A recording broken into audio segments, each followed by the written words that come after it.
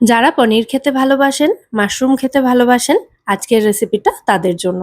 সম্পূর্ণ নিরামিষ একটা রান্না আর খেতে টেস্ট হবে এক্কেবারে রেস্টুরেন্টের খাবারের মতো। নিরামিষ দিনে রাতে রুটি পরোটা খাওয়ার জন্য বানিয়ে নিতেই পারেন এই পনির মাশরুম মশালা।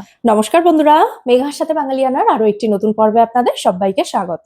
তো সবার প্রথমে আমি কাটাকুটি বাটাবাটি যা আছে সব রেডি করে নিয়ে রান্নাটা শুরু করব। তাহলে রান্নাটা কিন্তু মাত্র 10 মিনিটে হয়ে যাবে।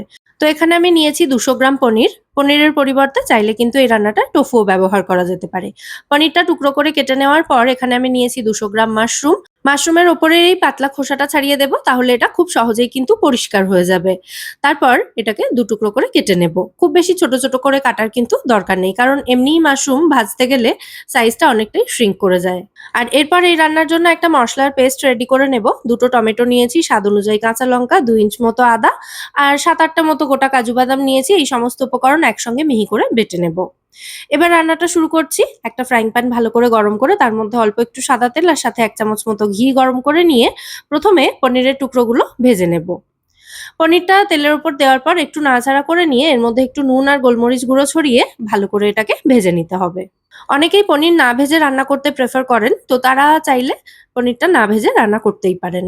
পনিরের টুকরোগুলো ভাজা হয়ে গেছে, এগুলোকে আমি ফ্রাইং প্যান থেকে তুলে নিচ্ছি। তারপর এই যে বাকি তেলটুকু রয়েছে এতেই মাশরুমটা ফ্রাই করব। তো টুকরো করে কেটে রাখা মাশরুমগুলো দিয়ে দিলাম এর মধ্যে। আর মাশরুমটা দেওয়ার পর গ্যাসের ফ্লেমটা কিন্তু আমি হাইতে রেখেছি। মাশরুমটাকেও সামান্য একটু নুন গোলমরিচ গুঁড়ো ছড়িয়ে ভালো করে ভেজে নেব।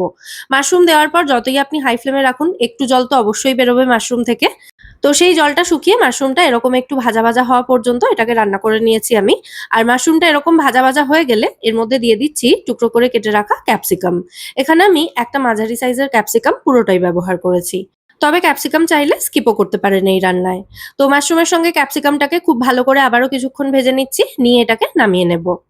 তো এরপর পনির মাশরুম মশালার মশলাটা তৈরি করব। তার জন্য ফ্রাইং প্যানে আবারও একটু তেল দিয়ে দিলাম। আর পুরো রান্নাটাই আমি সাদা তেল এবং ঘি মিশিয়ে করছি। তো এই তেলের মধ্যে শুকনো লঙ্কা এবং তেজপাতা দিয়েছি ফোড়নের জন্য। তারপর যে মশলার পেস্টটা রেডি করেছিলাম, মানে আদা, টমেটো, কাঁচা লঙ্কা এবং কাজু বাদামের যে পেস্টটা রেডি করেছিলাম, সেটা এর মধ্যে ঢেলে দিলাম। 2-3 মিনিট সময় নিয়ে এবার মশলাটাকে ভালো করে একটু ভেজে নিতে হবে, যাতে টমেটো, আদা এগুলোর কাঁচা গন্ধ পুরোপুরি চলে যায়। আর এই মসলাটা ভাজতে ভাজতেই এর মধ্যে দিয়ে দিচ্ছি স্বাদ অনুযায়ী নুন, 1/2 টিস্পুন হলুদ গুঁড়ো, 1 টিস্পুন মতো কাশ্মীরি লঙ্কা গুঁড়ো আর 1/2 টিস্পুন করে দিলাম জিরে এবং ধনে গুঁড়ো। মানে একদম রেগুলার যে মশলাপাতি আমরা রান্নায় ব্যবহার করি সেগুলোই কিন্তু এখানে ব্যবহার করেছি। এছাড়া বিশেষ অন্য কোনো মসলা এখানে প্রয়োজন নেই।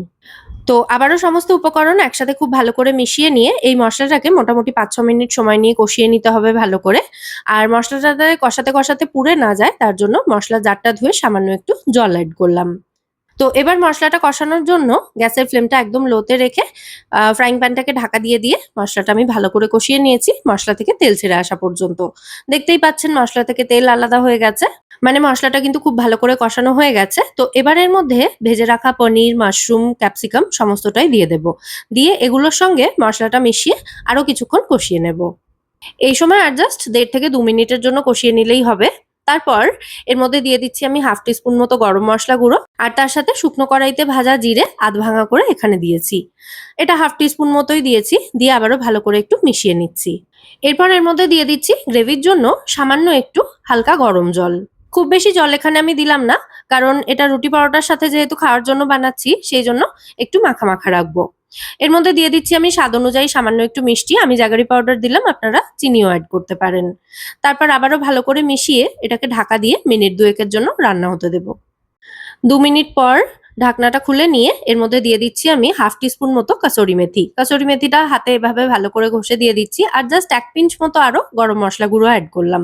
তারপর ফাইনালি আরো একবার সমস্ত কিছু ভালো করে মিশিয়ে নিলেই কিন্তু আমাদের পনির মাশরুম মশলা এখানে একেবারে রেডি হয়ে যাবে সার্ভ করার জন্য।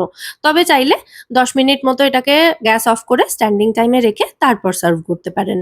খেতে অসাধারণ সুস্বাদু হয় সম্পূর্ণ নিরামিষ এই পনির মাশরুম মশালা। অবশ্যই কিন্তু রেসিপিটা বাড়িতে ট্রাই করবেন এবং আমায় জানাবেন এই রেসিপিটা আপনাদের কেমন লাগলো। রেসিপি ভালো লেগে থাকলে ভিডিওটাকে বরাবরের মতো একটা লাইক এবং শেয়ার করে দেওয়ার অনুরোধ রইল। সাজানোর জন্য ওপর থেকে একটু ফ্রেশ ক্রিম ছড়িয়ে দিলাম আমি, তবে এটা কিন্তু সম্পূর্ণ অপশনাল। ব্যাস রেডি হয়ে গেছে। এবার গরম গরম রুটি করে নিয়ে এর উপর ঝাঁপিয়ে পড়ার অপেক্ষা। তো আপনাদের সঙ্গে দেখা হবে আবার পরের পর্বে নতুন কোনো রেসিপির সাথে। সবাই সুস্থ থাকবেন, ভালো থাকবেন এবং সব্বাইকে খুব ভালো রাখবেন। নমস্কার।